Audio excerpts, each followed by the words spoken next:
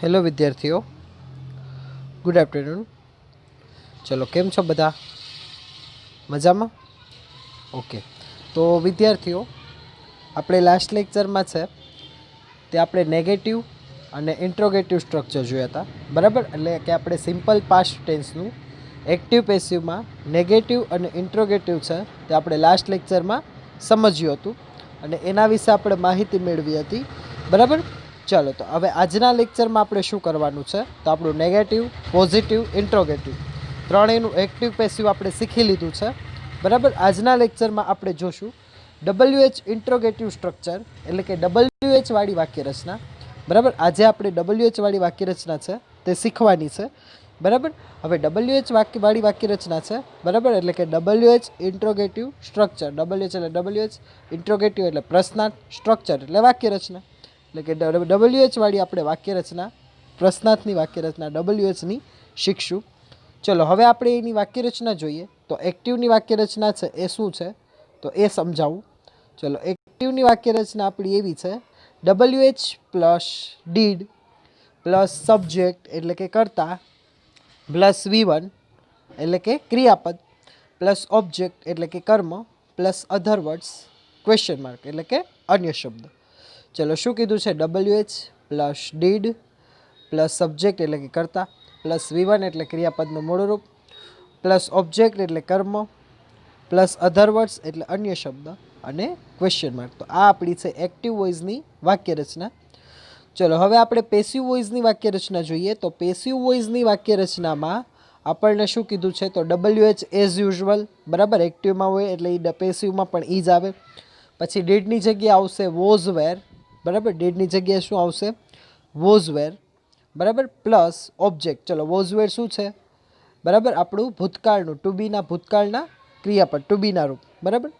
Plus object એટલે કે કર્મ. ચલો, આપણે ઓબ્જેક્ટને જોઈને વોઝ વેર મૂકશું.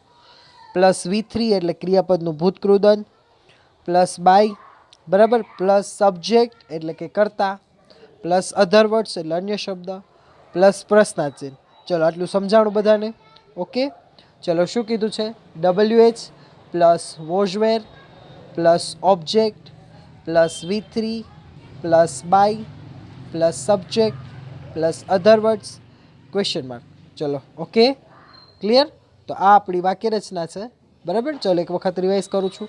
એક્ટિવની વાક્ય રચના છે WH plus did plus subject plus V1 plus object plus other word question mark, બરાબર? એવી જ રીતે આપણે પેસિવની વાક્ય રચના જોઈએ.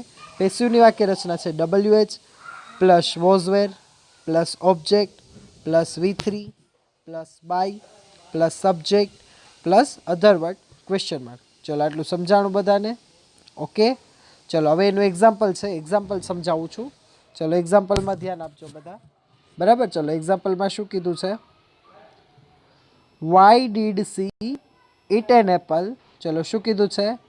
Y did she eat an Apple. ચલો, વાય છે એ WH છે, ડીડ એ ક્રિયાપદ ભૂતકાળનું, સબ્જેક્ટ છે એ કર્તા, ઇટ છે એ V1, એન એપલ છે એ ઓબ્જેક્ટ. ચલો, સમજાણું?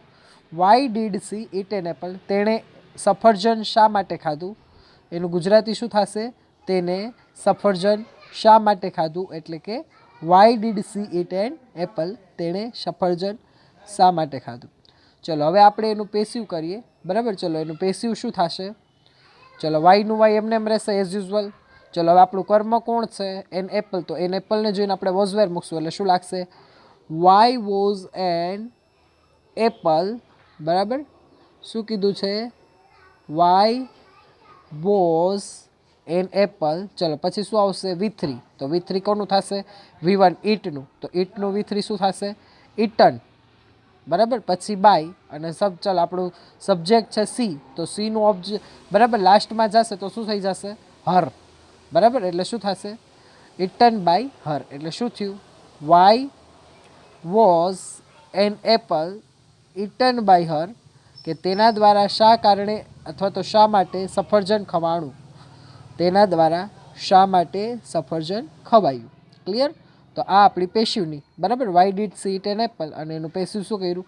Y was an apple eaten by her. ચલો, સમજાણું બધાને? ઓકે. બરાબર. જો ન સમજાય તો તમે ખાસ છે એ પૂછજો, બરાબર. જરા પણ શરમાવાનું છે નહીં. Okay, thank you. ચલો, ક્લિયર. તો હવે આપણે છે એ આપણે આગળ એના એક્ઝામ્પલ છે એની નીચે આપણને એક્સરસાઇઝ આપેલી છે, એટલે કે એની બરાબર શું આપેલી છે, પ્રેક્ટિસ. એ 1 by 1 સમજાવું છું. ચલો, પહેલું છે why did he not buy a new TV set.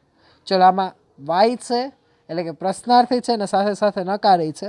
જો આ રીતનું આવે તો શું કરવાનું, કાંઈ એનું મૂંઝાવાનું નથી. નોટની જગ્યાએ નોટ જ રહીએ, બાકી કાંઈ ફેર પડે નહીં. બરાબર. શું કીધું છે, why did he not buy a new TV set. તેણે નવો ટીવી સેટ શા માટે ન ખરીદ્યો. બરાબર. શું થશે, why did he not buy a new TV set. તેણે નવો ટીવી સેટ શા કારણે ન ખરીદ્યો. બરાબર. ચલો, સમજાણું બધાને. ચલો, હી છે એ સબ્જેક્ટ, નોટ છે એ નકાર, બાય છે એ V1, ન્યૂ ટીવી સેટ છે એ ઓબ્જેક્ટ. બરાબર. ચલો, તો હવે આપણે એનું પેસિવ કરીએ. ચલો, ખાસ ધ્યાન રાખજો.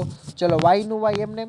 ચલો, આપણે ઓબ્જેક્ટ કોણ છે, અ ન્યૂ ટીવી સેટ, તો વોઝ આવશે કે વેર આવશે, વોઝ આવશે. તો શું થશે, why was a new TV set. બરાબર. Why was a new TV set. ચાલો, પછી નોટ, બાયનું શું થશે, બોટ. બરાબર. Why was not a new TV set bought. બરાબર. પછી V3 પછી શું થશે, બાય. પછી બાય શું થશે, હીનું હિમ. બરાબર. તો જો ખાસ સમજજો શું થશે, why was not a new TV set. બરાબર. શું કીધું છે, why was not a new TV set. બરાબર. Bought by him. તમે નોટને બે રીતે મૂકી શકો. શું કીધું છે, why was not a new TV set bought by him, અથવા why was a new TV set not bought by him. એટલે નોટને તમે બે જગ્યાએ મૂકી શકો. ટીવી સેટની આગળે મૂકી શકો, ટીવી સેટની પાછળે મૂકી શકો. પણ વધારે તમે વોઝની સાથે મૂકશો તો તમને ઇઝીલી યાદ રહી જશે. બરાબર. ચલો, એક વખત રિવાઇઝ કરાવું છું. Why did he not buy a new TV set, એટલે તેણે શા માટે નવું ટીવી ખરીદ્યું નહીં, એનું પેશિવ. બરાબર. વાય વોઝ નોટ, બરાબર, a new TV set bought by him, એટલે કે તેના દ્વારા શા માટે નવું ટીવી સેટ ખરીદાયું નહીં. અથવા તો why was a new TV set not bought by him, કે તેના દ્વારા શા માટે નવું ટીવી ખરીદાયું નહીં. બરાબર. નોટનો તમે આગળ મૂકશો તો ચાલશે ને પાછળ મૂકશો તોય ચાલશે. પણ મારો આગ્રહ એવો છે તમે વોઝની સાથે નોટ મૂકો, જેથી કરીને ઇઝીલી યાદ રહે. બરાબર. ચાલો, ત્યાર પછી બીજું છે, which book did you prefer. ચલો, મેં તમને ઓલું કીધું હતું કે which, how many, how much અને વુઝ, આ ત્રણની સાથે કર્મ આવે. બરાબર. એની સાથે શું આવી જાય, કર્મ આવી જાય. એટલે આપણે એ કર્મને આગળ જ મૂકી દેવાનું. જો which book did you prefer, તો વિચ છે એ WH, બુક છે એ ઓબ્જેક્ટ. બરાબર. ડીડ ઈ ભૂતકાળ, યુ ઈ સબ્જેક્ટ અને પ્રિફર ઈ V1. તો હવે આપણે એનું પેસિવ કયું વર્ડ છે. ચલો, પહેલાં એનું વિચ બુક ડીડ યુ પ્રિફરનો અર્થ શું થશે, તમે કઈ બુક પસંદ કરશો. પ્રિફર એટલે પસંદ કરવું. બરાબર. પ્રિફર એટલે શું થાય, પસંદ કરવું. Which book did you prefer, તમે કઈ બુક પસંદ કરશો. ચલો, તો હવે એનું પેસિવ કેમ થશે, તો ચલો, પેસિવમાં આપણને કર્મ તો મળી જ ગયો છે. તો વિચ બુકનું વિચ બુક એમને, ડીડીની જગ્યાએ વોઝ. બરાબર. શું થશે, વિચ બુક વોઝ. બરાબર. પછી શું થશે, preferred, which book was preferred. કેમ કે આપણે વોઝ કોને જોઈને મૂક્યું, બુકને જોઈને. એટલે આમાં નહીતર વોઝ આગળ આવે, પણ આમાં બુક આગળ આવી ગયું. એટલે ખાસ ધ્યાન રાખજો, which book was preferred by you. સમજાણું કેવી રીતે થશે, આમાં વિચની સાથે જ કર્મ આવી જશે. એટલે કે which book was preferred by you. આમાં કર્મ પાછળ આવે, આમાં કર્મ આગળ આવે. કોની સાથે, which, how many, how much અને વુઝ. આ ત્રણ વસ્તુ આપેલી હોય ત્યારે તમારે શું કરવાનું રહેશે, કર્મને એ ચારેયની સાથે જ મૂકવાનું રહેશે. બરાબર. એટલે કે which book was preferred by you, એટલે કે તમારા દ્વારા કઈ બુક પસંદ કરવામાં આવી. એનું ગુજરાતી શું થશે, તમારા દ્વારા કઈ બુક પસંદ કરવામાં આવી. ચલો, આટલું ક્લિયર. બરાબર. ચલો, ત્યાર પછી ત્રીજું જોઈએ. ત્રીજું પાછું વાય વાળું છે, તો એ તો હવે આવડી જાય ને બધાને. ચલો, why did you learn English. શું કીધું છે, why did you learn English એટલે કે તમે અંગ્રેજી શા માટે શીખી રહ્યા છો એ તો તમને ખબર કા. Why did you learn English, તમે અંગ્રેજી શા માટે શીખી રહ્યા છો. ચલો શા માટે શીખી રહ્યા છો એ તો હવે તમને ખબર.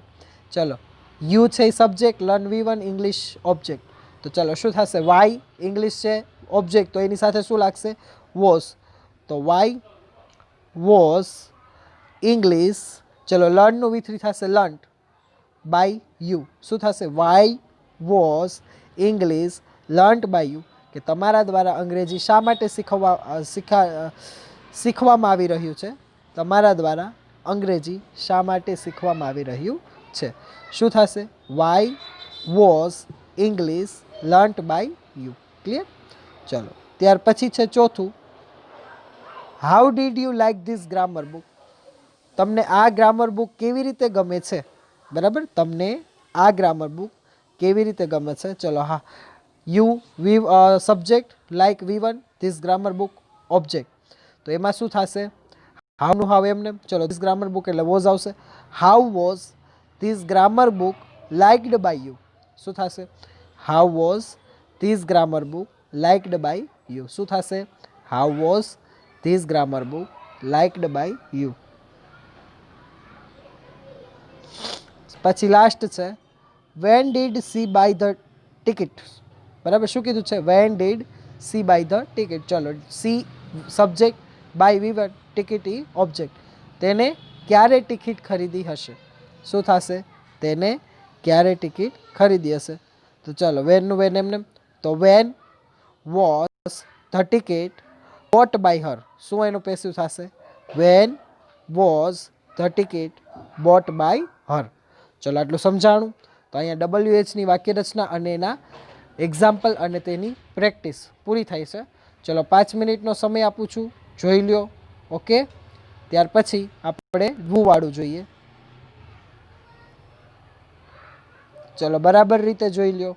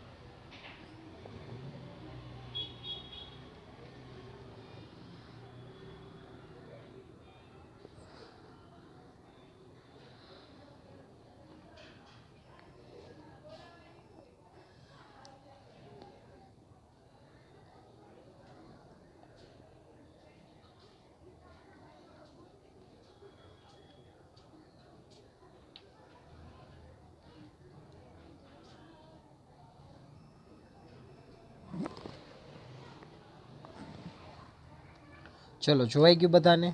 ઓકે, ચલો તો હવે આપણે વુવાળા પ્રશ્નાર્થ વાક્ય જોઈએ. ત્યાર પછી આપણો સાદો ભૂતકાળ પણ આપણું એનું સાદા ભૂતકાળનું પણ એક્ટિવ પેસિવ છે તે પૂરું થઈ જશે. બરાબર, ચલો હવે વુવાળા પ્રશ્નાર્થ વાક્ય જોઈએ. તો એમાં શું કીધું છે આપણને? બરાબર, ચલો વુવાળા પ્રશ્નાર્થ વાક્યમાં આપણને એમ કીધું છે કે એની એક્ટિવની વાક્ય રચના છે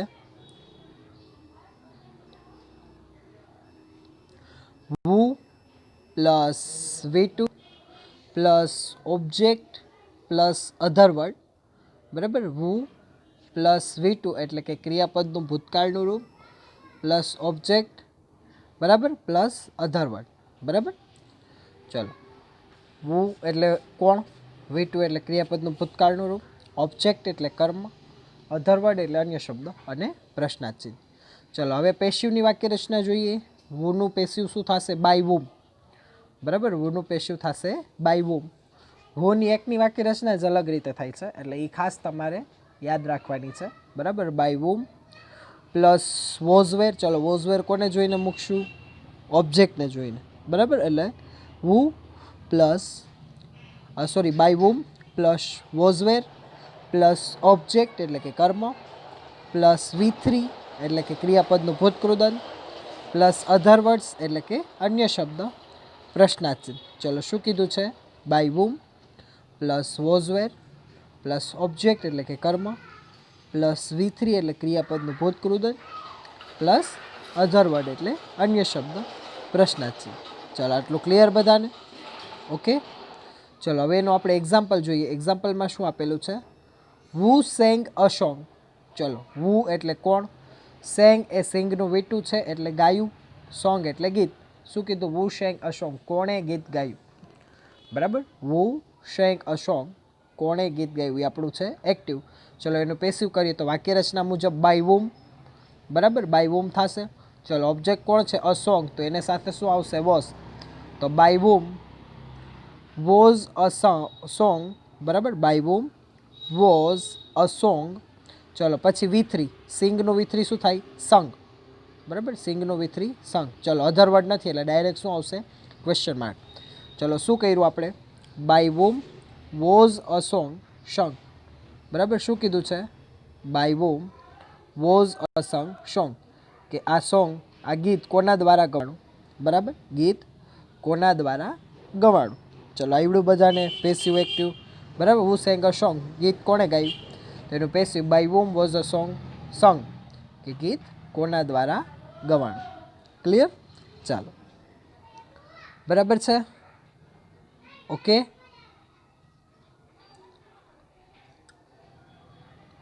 ચલો તો હવે એના આપણે એક્સરસાઇઝ જોઈએ, એની પ્રેક્ટિસ જોઈએ. ચલો પેલું છે વુ રોટ ગીતાંજલિ. શું કીધું છે? વુ વ્રોટ ગીતાંજલિ. ચલો વુ પછી વ્રોટ છે એ V2, ગીતાંજલિ છે એ ઓબ્જેક્ટ. શું કીધું છે? વુ વ્રોટ ગીતાંજલિ, એટલે ગીતાંજલિ કોણે લખી? ગીતાંજલિ આખો કહેવાય ને, ગીતાંજલિ પુસ્તક એ છે ને એનો આખો ગ્રંથ એ છે. બરાબર, એટલે શું કીધું? વુ વ્રોટ ગીતાંજલિ, ગીતાંજલિ કોણે લખી. ચલો તો હવે આપણે એનું પેસિવ કરીએ. By whom. ચલો ગીતાંજલિ ઓબ્જેક્ટ છે એટલે શું આવશે? બાય વુમ વોઝ ગીતાંજલિ, રોટનું V3 થશે રિટન. બરાબર, by whom was Gitanjali written question mark. I repeat, by whom was Gitanjali written. Right, સમજાણું બધાને? By whom was Gitanjali written, રોટનું V3 શું થાય? રિટન. ચલો ક્લિયર? ત્યાર પછી બીજું આપેલું છે. બીજું શું આપ્યું છે આપણને? વુ રોટ ધ પોએમ ગ્રામ્ય માતા. આને ગ્રામાતા પણ કહેવાય. બરાબર, વુ રોટ ધ પોએમ ગ્રામ્ય માતા, એટલે કે ગ્રામ્ય માતા કવિતા કોણે લખી. બરાબર, વુ રોટ ધ પોએમ ગ્રામ્ય માતા, ગ્રામ્ય માતા પોએમ, ગ્રામ્ય માતા કવિતા કોણે લખી. ચલો તો ઓબ્જેક્ટ શું થશે? ધ પોએમ ગ્રામ્ય માતા. તો થશે એનું PV આપણે કરીએ. By whom was the poem Gramya Mata written. ચલો એનું PV શું થશે? By whom was the poem Gramya Mata written. સમજાણું બધાને? By whom was the poem Gramya Mata return. Okay, ચાલો. ત્યાર પછી જોઈએ ત્રીજું છે વુ ટોર ધીસ નોટબુક. ચલો ટોર એટલે ફાળવું. ચલો વુ ટોર ધીસ નોટબુક એટલે કે આ પુસ્તક કોણે ફાડી. બરાબર, શું કીધું? વુ ટોર ધીસ નોટબુક એટલે કે આ પુસ્તક કોણે ફાડી. સમજાણું બધાને? ઓકે, ચલો તો હવે આપણે એનું પેસિવ કરીએ. By whom was this notebook. ટોરનું થશે ટોરન. શું થશે? ટોરનું ટોરન. બરાબર, કે આ નોટબુક કોના દ્વારા ફાળવામાં આવી? TOREN. શું થાય? ટોરન. બરાબર, by whom was this notebook ટોરન. બરાબર, ક્લિયર? ત્યાર પછી ચોથું છે who wanted this notebook. ચલો આ નોટબુક કોણ ઈચ્છે? આ નોટબુક કોણ ઈચ્છતું હતું? who wanted this notebook. આ નોટબુક કોણ ઈચ્છતું હતું? ચલો એનું પેસિવ કરીએ. By whom was this notebook. wanted નું with wanted જ થશે. by whom was this notebook wanted. શું થશે? by whom was this notebook wanted. ચલો પછી લાસ્ટ છે who drove this car last night.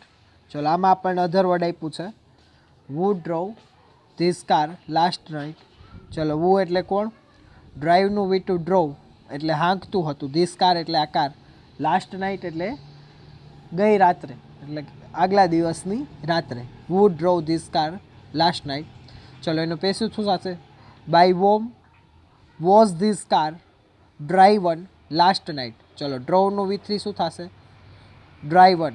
બરાબર, by whom was this car driven last night. I repeat, by whom was this car driven last night question mark. કે આ car કોના દ્વારા હાંકવામાં આવી? ક્યારે? તો કે ગઈ રાત્રે. ઓકે, ચલો તો અહીંયા આપણે વૂની વાક્યરચના, એની એક્ઝામ્પલ અને તેની એક્સરસાઇઝ પણ પૂરી થાય છે. જોઈ લ્યો, પછી આપણે લેક્ચર પૂરો કરીએ.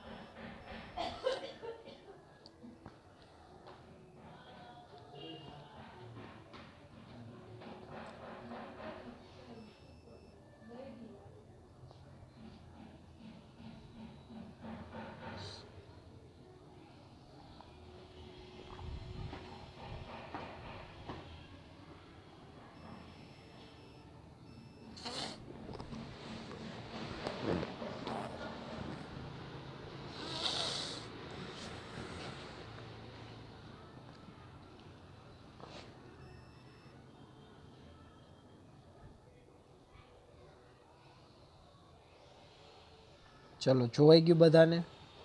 ઓકે, તો અહીંયા આપણું સિમ્પલ પાસ્ટ ટેન્સનું એક્ટિવ અને સિમ્પલ ટેન્સનું એક્ટિવ પેસિવ પૂરું થાય છે. બરાબર, આપણે એક્ટિવ પેસિવમાં પણ 2 કાર્ડ કમ્પ્લીટ કરી લીધા છે, સિમ્પલ પ્રેઝન્ટ ટેન્સ અને સિમ્પલ પાસ્ટ ટેન્સ. બરાબર, ચલો તો અહીંયા આપણું સિમ્પલ પાસ્ટ ટેન્સનું એક્ટિવ પેસિવ કમ્પ્લીટ થાય છે. હવે નેક્સ્ટ લેક્ચરમાં આપણે સિમ્પલ ફ્યુચર ટેન્સ સાવ ઇઝી છે. બરાબર, સિમ્પલ ફ્યુચર ટેન્સનું એક્ટિવ પેસિવ જોઈશું. બરાબર, તો ચલો આપણે અહીંયા સુધી રાખીએ છીએ. ચલો બધાને જોવાઈ ગયું છે ને બરાબર? Okay, very good. ચાલો, છતાં પણ હજી કોઈને કંઈ ડાઉટ હોય કે ન સમજાણું હોય તો પૂછવાની છૂટ છે. બરાબર, જરા પણ અચકાવાનું નથી કે જરા પણ શરમાવાનું નથી. ક્લિયર? તો અહીંયા આપણો લેક્ચર છે તે આપણે પૂરો કરીએ છીએ. બરાબર, ચાલો, થેન્ક યુ.